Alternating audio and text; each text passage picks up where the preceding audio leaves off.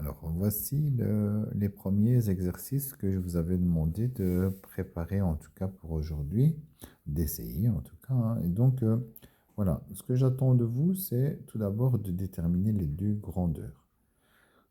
Combien coûte 35 kilos, hein? Souvent, c'est dans la question où on repère les deux grandeurs.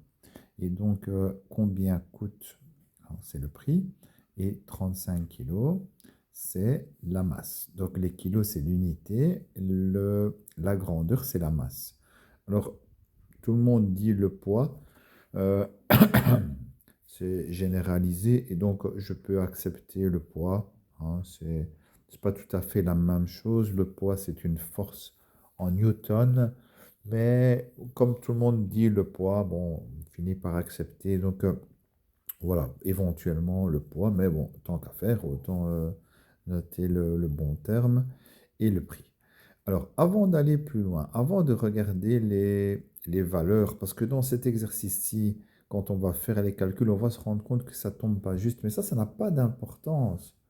Il arrive que des calculs ne tombent pas juste, c'est pas pour ça que ce ne sont pas des grandeurs proportionnelles. Comment sait-on si ce sont des grandeurs proportionnelles? On vient de l'expliquer dans la vidéo précédente. On doit réfléchir sans se baser sur le problème forcément, mais juste par logique. Si je multiplie la masse par 2, donc si au lieu d'1 kilo, j'ai 2 kilos, est-ce que le prix est aussi multiplié par 2? Si oui, eh bien, j'écris que ce sont des grandeurs proportionnelles. Voilà, dans chacun de vos exercices, je dois avoir les deux grandeurs, si ce sont des grandeurs proportionnelles ou pas. Ensuite, on commence l'exercice et les calculs.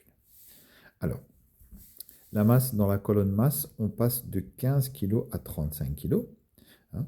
On peut très bien diviser par 15, passer par 1 kg et multiplier par 35, mais ça va provoquer des calculs compliqués de l'autre côté, alors que il y a un intermédiaire plus facile qui est le 5. Et donc, voilà, le 5, c'est en fait le diviseur commun entre 15 et 35. Alors là, c'est de la matière qui normalement a été vue avant. C'est peut-être pas évident dans tous les cas pour tout le monde. Si vous avez des questions par rapport à ça, n'hésitez pas. Mais en principe, je ne dois pas réexpliquer. Maintenant, voilà, si vous avez des questions, j'y réponds, hein. Mais donc, voilà, c'est toujours mieux de trouver un intermédiaire le plus grand possible, hein, pour avoir des calculs plus faciles à faire. Maintenant, si vous faites diviser par 15 et multiplier par 35, on arrivera normalement à la même réponse avec une calculette, hein. Alors, donc divisé par 3 fois 7, puisque ce sont des grandeurs proportionnelles, je sais que je dois faire la même chose de l'autre côté. Et regardez, je ne l'ai pas encore fait parce que finalement, dans ce chapitre-ci, moi, ce qui m'intéresse, ce n'est pas les solutions, ce n'est pas le calcul, c'est est-ce que vous avez reconnu les deux grandeurs? Est-ce que ce sont bien des grandeurs proportionnelles ou pas? Et quel calcul vous pensez faire? Le reste, bah, éventuellement, dans certains cas, c'est la calculette qui le fait, hein. Au test, ce n'est pas la calculette qui le fera. Je vous demanderai de le faire, mais en principe, ça tombera juste la plupart du temps. Alors, 35 divisé par 3, ben, ça ne tombe pas juste, hein, et puis multiplié par 7, on le fera en calcul mental. Je voulais quand même vous montrer, encore une fois, ça, ce n'est pas ma priorité, mais voilà. On peut écrire aussi ce calcul, je vais l'écrire ici, donc 35 fois 7 divisé par 3. Hein, c'est ce qu'on doit faire. On doit diviser par 3 et multiplier par 7. On peut le faire dans l'ordre que l'on veut. Et alors, pour certains qui peut-être n'ont pas trouvé le diviseur, l'intermédiaire, et qui ont fait les choses de façon basique, c'est-à-dire que on sait que dans une règle de 3, je dois passer par 1, ils auront peut-être à ce moment-là écrit 35 divisé par 15 fois 35. Hein, divisé par 15 pour arriver à 1 kg fois 35, mais on fait la même chose de l'autre côté. Et regardez, bien sûr, c'est toute une série de règles qu'il faut connaître, hein, normalement, hein, mais les règles des fractions. Et donc, quand je simplifie le 35 et le 15, je peux les simplifier par 5. Eh bien, j'ai ici le 7 qui apparaît, et ici je divise par 5 et j'ai le 3 qui apparaît.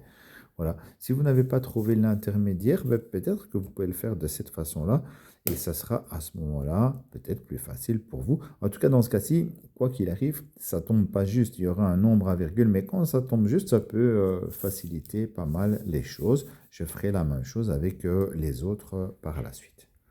Alors, le deuxième, idem, nombre de personnes et nombre d'œufs. On peut mettre quantité pour les œufs. Voilà, il y a des fois plusieurs termes possibles que je peux accepter. Vous pouvez proposer d'autres termes éventuellement, hein, mais bon, essayez de respecter ceux qui sont là, c'est peut-être le plus facile, hein.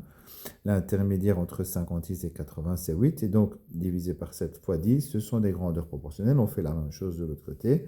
Je vous mettrai le corrigé complet par la suite. Ce qui m'intéresse pour l'instant, c'est la démarche. Ici, je roule à 60 km/h. Alors attention, voilà déjà un exemple qui peut être compliqué quand on n'a pas l'habitude. On parle de vitesse, 60 km/h. Mais la question, c'est bien combien de kilomètres, donc c'est une distance en 45 minutes, et c'est un temps. Et donc c'est la distance et le temps qui m'intéressent.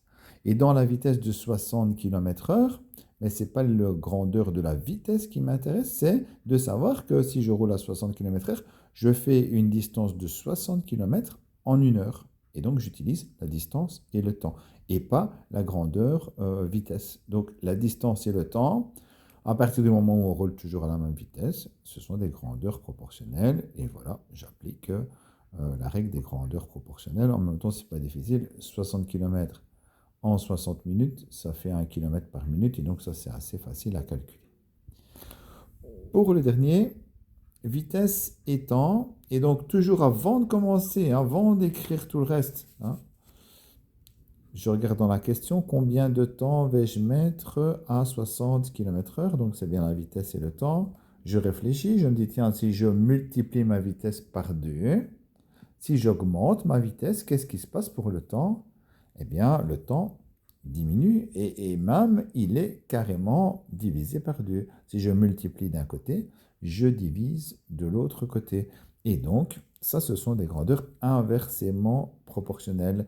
Une fois que j'ai reconnu les grandeurs inversement proportionnelles, eh bien, je fais la même chose que pour les autres, mais quand je divise par 3 d'un côté, je fais le contraire, je multiplie par 3 de l'autre côté.